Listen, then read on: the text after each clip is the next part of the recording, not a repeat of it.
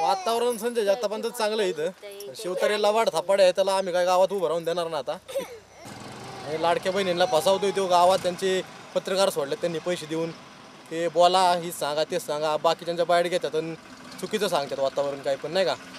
त्यांना मला एकच सांगणं आहे, करून दाखवावं काय करायची ती, येऊन दाखवा माणसांपर्यंत आणि मग काम करून दाखवावं. असलं काही घेण्याची गरज नाही लागणार मला थापाड्यांना. तुम्हाला आम्हाला भाजप सरकार नको आणि कोणीच नको आणि शिवतारे तर अजिबात नको. इकडे पूर्वपट्ट्यात आमच्या काहीच नाही केलेलं, त्यांनी फक्त थापा मारले नुसत्या. त्याला पूर्वपट्ट्यात यायला तोंड पण नाही, कुठल्या गावात यायला थांबायला सुद्धा जागा नाही त्याला कुठं. त्यांनी करून दाखवा कामं, नंतर बोलून दाखवा, थापाड्या मारून दाखवा. एवढंच मी सांगतो मला काय देतो, पाणी आणतोय, सगळं करतोय, चांगलं केलं त्यांनी बिचाऱ्यांना. चोराला पाडायचं चालल्या होत्या ना, त्या थांबावल्या. सरांनी काम केलं आमचं चांगलं, पाणी आणलं आम्हाला इकडं सगळीकडं.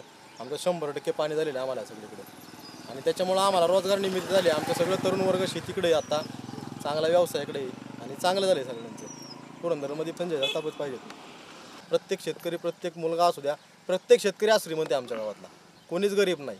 प्रत्येक शेतकरी फक्त पवार साहेबांमुळं आणि आमदार साहेबांमुळे.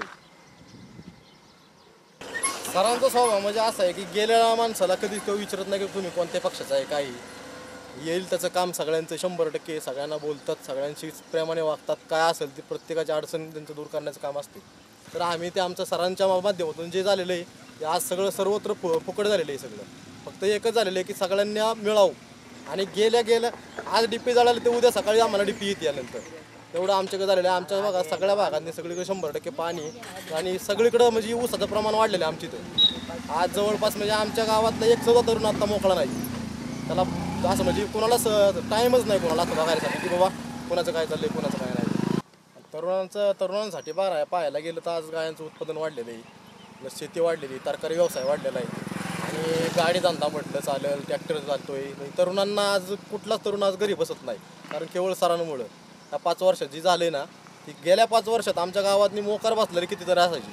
पण आजची कंडिशन अशी आहे की हाका मारल तर कोण नाही जागेवरती.